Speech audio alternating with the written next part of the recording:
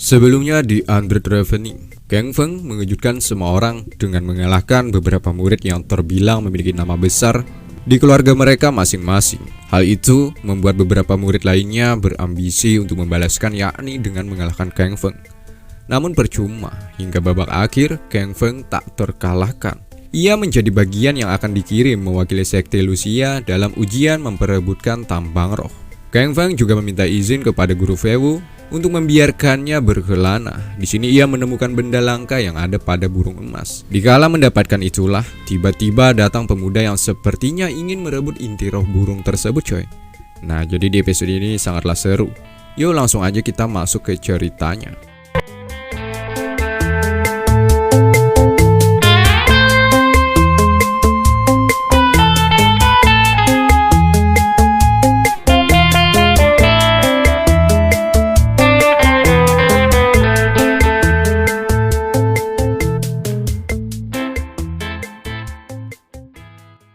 Kedatangan pemuda ini membuat Kang Feng sedikit terkejut, di mana pemuda ini mengatakan bahwasanya setiap burung emas hanya memiliki satu inti roh. Namun ia melihat di tangan Kang Feng terdapat banyak inti roh. Bagaimana ini bisa terjadi? Tentu ia beranggapan Kang Feng menangkap banyak burung emas ini, ya kan?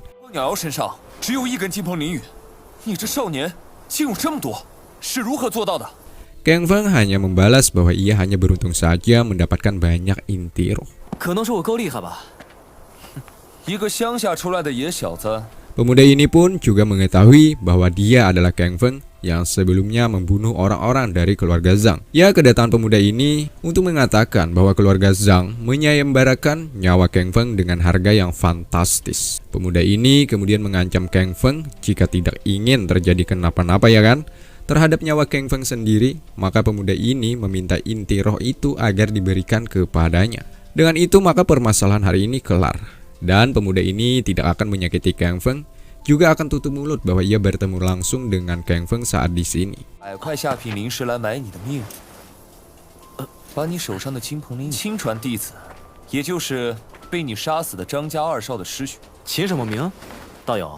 Namun Kang Feng tak takut, ia pun juga tak ingin berada di bawah bayang-bayang orang ini, ya kan? Sehingga Kang Feng menggunakan serangannya dan dapat melukai tangan pemuda ini. Lalu dilanjutkan dengan trik jimatnya, sehingga mampu membuat pemuda ini kehilangan kesadaran.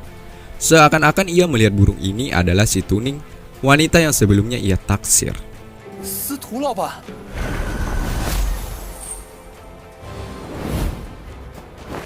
Nah, ketika sedang berada di puncak birahinya, pemuda ini menyadari bahwa si Tuning hanyalah seekor burung. Burung ini memiliki tingkat kekuatan yang cukup tinggi, coy. Sehingga pemuda ini tak bisa jika berhadapan satu lawan satu, ya kan?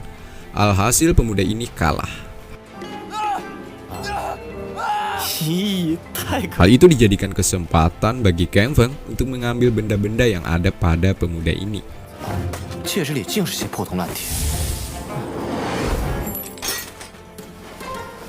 Sedikit info, coy, selama 2 tahun Kang Feng berlatih, aneh kira ujian perebutan tambang roh udah kelar. Ternyata baru ingin dimulai, coy. Nah, itu aja dulu infonya. Oke, gencot. Singkatnya, Kang Feng mendatangi pavilion Qianbing. Ya, si Tuning menganggap kedatangan Kang Feng karena rindu dengannya. Oh, tidak. Kedatangan Kang Feng ke sini hanya untuk mencari benda yang bagus agar dapat menemaninya ketika di ujian nanti. Sebagai gantinya, Kang Feng akan menukarkan inti roh burung emas ini. Melihat itu, tentu si Tuning langsung ngiler, karena benda yang ada pada tangan Kang Feng terbilang benda yang sangat langka. Dengan ini, maka si Tuning akan memberikan kertas jimat yang banyak untuk Kang Feng. Setelah mendapatkan kertas jimat yang banyak, Kang Feng akhirnya meminta doa restu agar Kang Feng dapat mengerahkan kemampuannya di ujian perburuan tambang roh nantinya. Ketika pulang, Kang Feng berpapasan dengan 2 wanita. Ya, wanita ini adalah orang yang bertemu Kang Feng saat di awal cerita, coy. Kedatangan kedua orang ini juga sama seperti Kang Feng, yakni untuk mendapatkan benda bagus di pavilion ini, di mana ia mendapatkan benda yang hampir mirip dengan benda yang dimiliki ketika saat di hutan sebelumnya.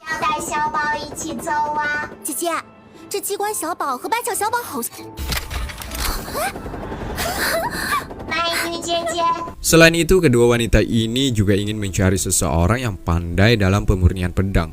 Namun untuk sementara, orang yang diinginkan oleh kedua wanita ini tidak dapat ditemui dengan waktu yang singkat. Ya benar, siapa lagi kalau bukan Kang Feng orangnya coy.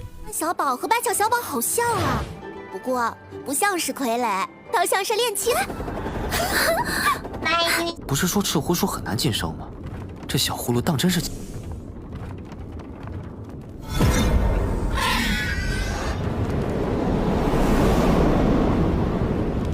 Singkat cerita, Kang Feng dapat membantu binatang roh ini naik ke tingkat 2. Nah, dengan ini setidaknya sudah cukup akan membantu Kang Feng di ujian nanti yang akan berlangsung. Selain itu, tak lupa Kang Feng juga berterima kasih kepada kalung yang ada pada dirinya ini. Ya, ini semua termasuk kemampuan Kang Feng saat ini tak lepas dari peran sang kalung coy. Setelah 2 tahun akhirnya mereka bertemu lagi, ada Luan dan Yuyu. Mereka melihat Kang Feng berkembang pesat dalam kultivasinya. Saat ini Kang Feng sudah berada di tingkat 7. Di sini Han Ho juga ada coy. Menurutnya meskipun Kang Feng berada di tingkat 7, namun perkembangan Kang Feng masih lamban. Gak kapok-kapok nih orang.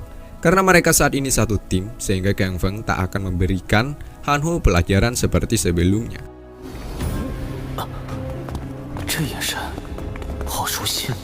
Kang Feng dan lainnya akhirnya sampai di sini. Kang Feng melihat ada seseorang yang menggunakan penutup muka alias bertopeng coy. Kang Feng merasakan bahwa nafasnya sangat familiar baginya. Apakah dia senior Meng Yu? Entahlah coy.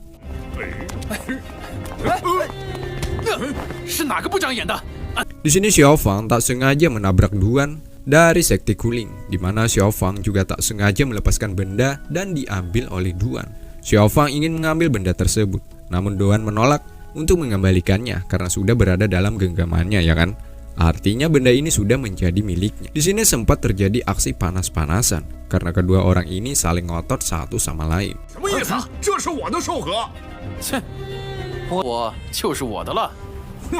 Pada akhirnya pria bertopeng inilah yang akan menengahi, yakni dengan menyuruh mereka bertarung di arena. Jika menang maka berhak untuk memiliki benda barusan. Sehingga mereka keduanya deal untuk bertarung coy. Di sini Duan memperlihatkan kemampuannya dengan menyerang Xiao Fan. Meskipun Xiao Fan sempat menyerang Duan menggunakan tekniknya, namun hal itu seakan-akan hanya percuma saja. Hingga di mana Duan dapat mengalahkan Xiao Fan.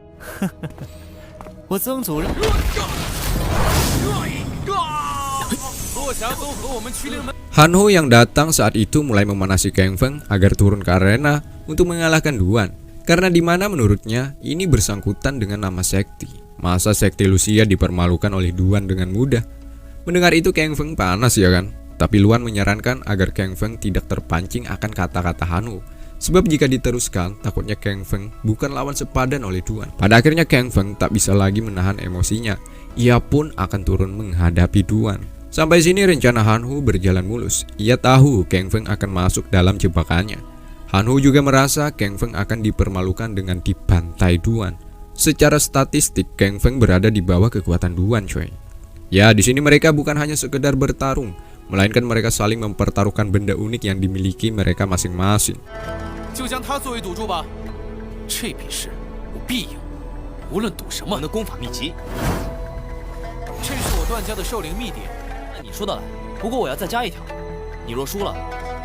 Semua orang menganggap Kang Feng bodoh, sebab mana mungkin Kang Feng akan menang coy. Tapi kenyataannya di lapangan, Duan dapat ia kalahkan menggunakan tekniknya.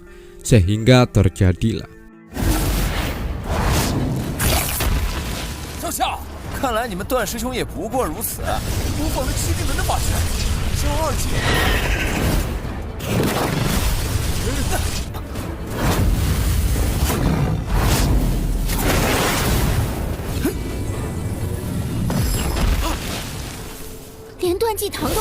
Di mana Kang Feng menggunakan binatang roh rubah, sementara Duan menggunakan macan putih. Hingga di mana Kang Feng dapat mengalahkan Duan sehingga ia menang dalam perjudian ini. Lalu diakhiri dengan diserapnya oleh binatang roh lainnya yang dimiliki oleh Kang Feng. Pada akhirnya Duan benar-benar kalah. Dengan kemenangan ini sekte Lucia merayakan dengan menyanjung nama-nama Kang Feng. Sementara itu, si pria bertopeng ini memperlihatkan gestur yang sangat mencurigakan. Hari ini bolehlah mereka bersenang-senang, tapi tunggu, sebentar lagi pria bertopeng ini akan membuat mereka menderita. Ya benar, pada malam hari ia menggunakan tekniknya menyulap 2 murid dari sekte Lucia untuk menyerang warga sekitar.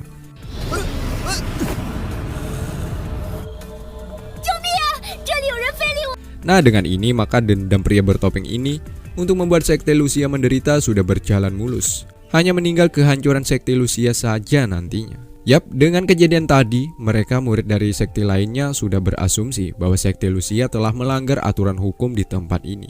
Maka dari itu 2 peserta harus didiskualifikasi dari ujian. Dengan berkurangnya jumlah, maka harapan sekte Lucia untuk memenangkan ujian semakin terasa sukar coy. Mengingat ujian ini jumlah anggota sangat dibutuhkan.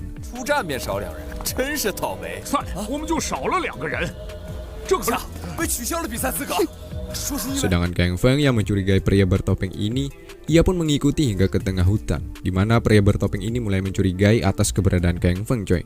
Sehingga pria bertopeng ini pun mengatakan bahwa keberadaannya di sini untuk menjaga hutan ini dan meminta Kang Feng balik badan, sebab ia akan mengeluarkan mantra agar hutan ini terjaga dari orang-orang jahat. Hal ini dijadikan kesempatan bagi pria bertopeng untuk lari.